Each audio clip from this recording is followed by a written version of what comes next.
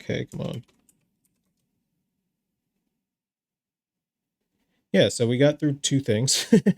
We talked a lot about a brief history. Oh no, the ENIAC. We learned a lot about the ENIAC.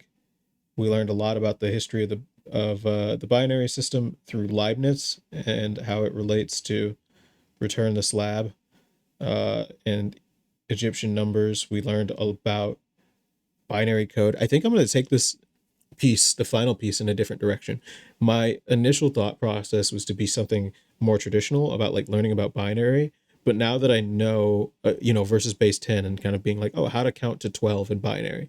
But there's probably a lot of articles about that. I think it might actually be more interesting to make something that talks about Leibniz and talks about how his lifelong, like his existence was pretty crazy and how he created binary as kind of an afterthought to affirm his philosophy. I think that's a really interesting point, and how that's the foundation of computing today. So, like, the foundation of computing is made up of one dude's philosophy, and that actually might be a good place to kind of like take the rest of this piece. I don't know. I mean, like, we could talk like I could say that these two definitely fit in the sense of like saying like could computers even exist before we had like a small system like this, and talk about how that does with the ENIAC.